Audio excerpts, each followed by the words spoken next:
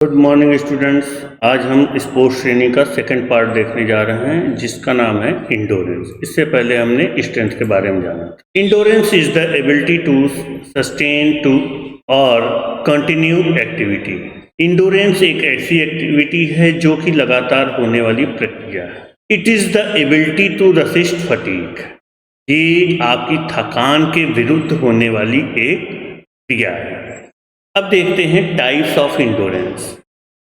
Endurance दो तरीके के होते हैं, एक एनारोबिक इंडोरेंस और दूसरा एरोबिक इंडोरेंस। एनारोबिक इंडोरेंस को हम शॉर्ट टर्म इंडोरेंस या मस्कुलर इंडोरेंस कह सकते हैं। शॉर्ट टर्म इंडोरेंस का मतलब कि जिसकी आवश्यकता बहुत ही कम समय के लिए होती है। इसी प्रकार एरोबिक इंडोरेंस को हम लॉन्ग टर्म इंडोरेंस कहते हैं और इसको कार्डियोवास्कुलर इंडोरेंस कहते हैं।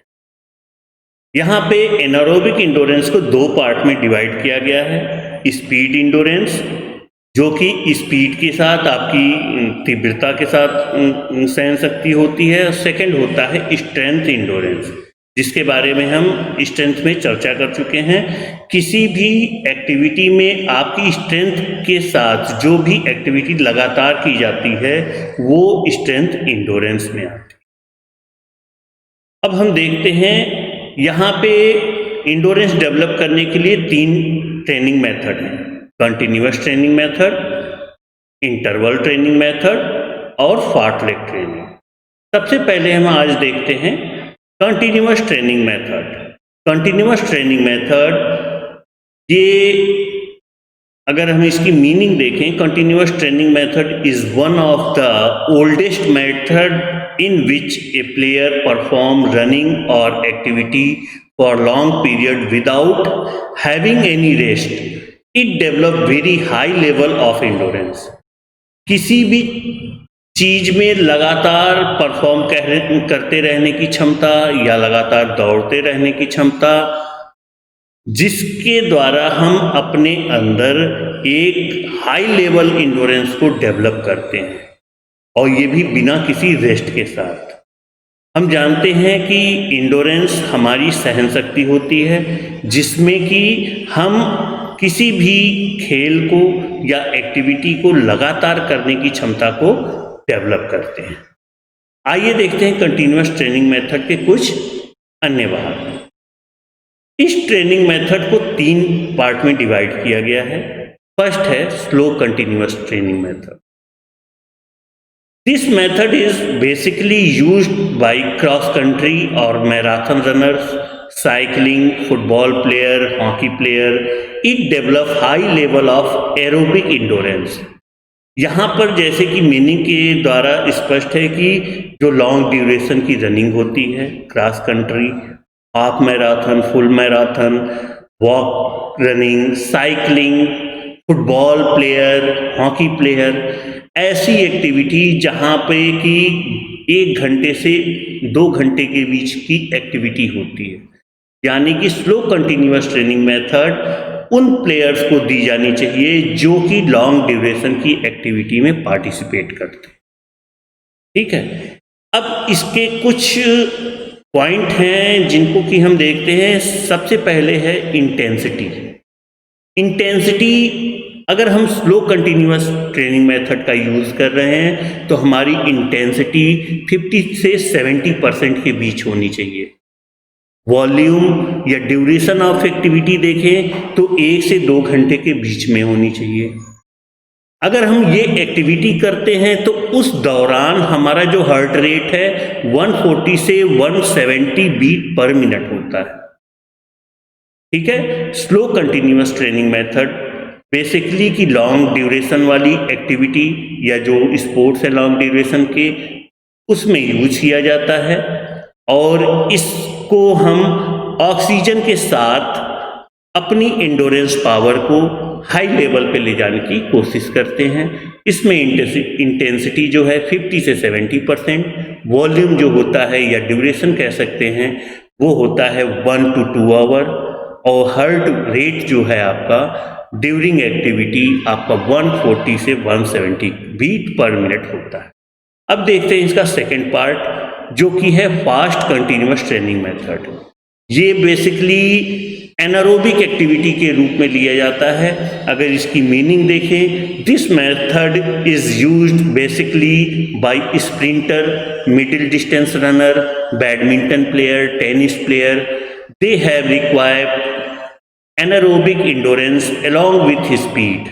The load is performed with faster pace. जो छोटी रेसें होती हैं जैसे 100, 200, 400 मीटर या मिडिल डिस्टेंस रेस ले ले 800 और 1500 metre, badminton player, table tennis player अगर ले सकते हैं, तो जो कोर्ट वाले गेम होते हैं उन प्लेयरों में शॉर्ट टाइम इंडोरेंस की आवश्यकता होती है कि उनकी एक्टिविटी की इंटेंसिटी बहुत ज़्यादा होती है। वहाँ पे उनकी इंटेंसिटी 70 से 90% होती है, यानी स्पीड जो खेलने की होती है या जो उनकी एक्यूरेसी या स्पीड को हम मेज़र किया जाए तो वो 70 से 90% के बीच में होती है। अगर इसका वॉल्यूम देखें, ड्यूरेशन ऑफ एक्टिविटी, तो ये गेम ज़्यादा से ज़्यादा 15 मिनट से 30 मिनट के बीच वाले होते हैं। ठीक, इसके बाद देखते हैं कि यहाँ पे जो प्लेयर है उसका हार्ट रेट 160 से 200 बीट, यानी कि 160 से 200 बीट पर मिनट होना चाहिए। जो इसकी ड्यूरेशन में आपकी हार्ट रेट काउंट की जाए तो इतना आना चाहिए। अब एक बार इसको थोड़ा सा देखते हैं कि ये एनारोबिक एक्टिविटी है। इसमें जो शॉर्ट डिस्टेंस रनर या मिडिल डिस्टेंस रनर होते हैं वो पार्टिसिपेट करते हैं।